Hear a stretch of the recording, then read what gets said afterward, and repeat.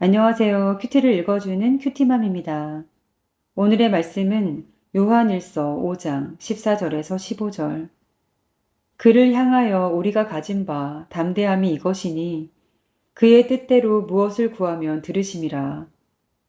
우리가 무엇이든지 구하는 바를 들으시는 줄을 안즉 우리가 그에게 구한 그것을 얻은 줄을 또한 아느니라. 아멘.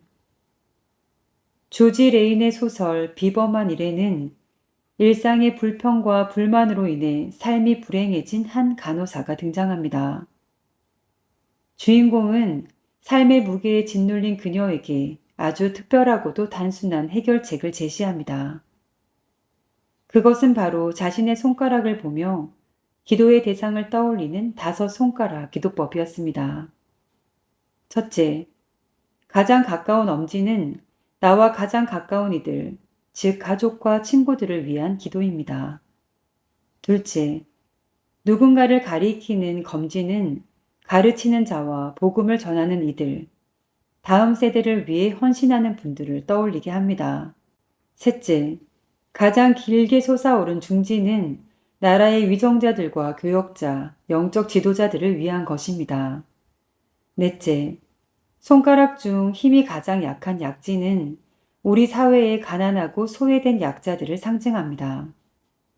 마지막으로 가장 작고 낮은 새끼손가락은 바로 나 자신을 위한 기도입니다. 주인공은 간호사에게 자기 중심적인 불평에서 벗어나 이 5손가락을 하나씩 짚어가며 타인을 위해 먼저 기도할 때 삶의 비범한 변화가 일어날 것임을 일깨워 주었습니다. 진정한 기도는 나의 뜻을 관철하는 것이 아니라 하나님의 능력을 힘입어 하나님의 뜻이 이 땅에 이루어지기를 간구하는 것입니다.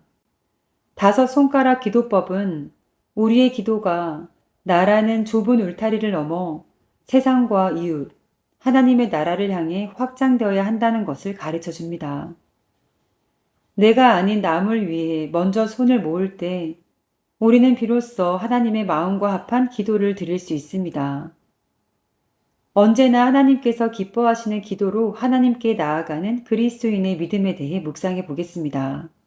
기도는 영혼의 호흡이지만 때때로 우리의 호흡은 자신의 문제에만 갇혀 답답해질 때가 있습니다. 자신의 문제에만 매몰된 기도는 우리를 영적으로 성장시키지 못합니다. 우리는 우리의 기도가 어떻게 더 깊고 넓어질 수 있는지 생각해 보아야 합니다. 첫 번째, 우리가 가족과 이웃을 위해 기도할 때 우리는 보이지 않는 사랑의 끈으로 연결됩니다. 자신만의 문제에 매몰되었을 때는 보이지 않던 이웃의 아픔이 기도를 통해 보이기 시작합니다. 다른 사람을 위한 기도는 가장 고귀한 사랑의 실천이며 공동체를 하나로 묶는 강력한 영적 접착제입니다. 두 번째, 위정자들과 소외된 이들을 위해 기도하는 것은 성도의 마땅한 의무입니다. 기도는 방관자가 아니라 역사의 참여자로 사는 방식입니다. 지도자와 고통받는 자를 위해 손을 모을 때 우리는 하나님의 통치가 이 땅의 모든 영역에 임하기를 준비하는 영적 파수꾼이 될 것입니다.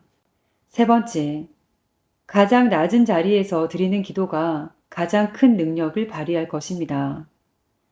나는 연약한 죄인이며 주님의 은혜 없이는 단 하루도 살 수 없습니다. 라는 고백이 기도의 마침표가 되어야 합니다. 스스로를 가장 작은 존재로 여길 때 하나님은 오히려 우리의 기도를 가장 크게 들으시고 하늘의 권능으로 응답하십니다. 자신보다 먼저 남을 위해, 세상보다 먼저 하나님의 나라를 위해 손을 모으십시오. 우리의 기도가 다른 사람을 향한 축복으로 가득 찰 때 하나님께서는 여러분의 필요를 이미 아시고 넘치도록 채워주시는 놀랍고도 특별한 은혜를 베풀어 주실 것입니다. 기도하겠습니다. 주님, 언제나 하나님의 나라와 의를 먼저 구하는 성숙한 기도자가 되게 하시고 우리의 기도를 통해 이 땅에 복음의 능력이 나타나게 하여 주옵소서. 예수님의 이름으로 기도합니다. 아멘.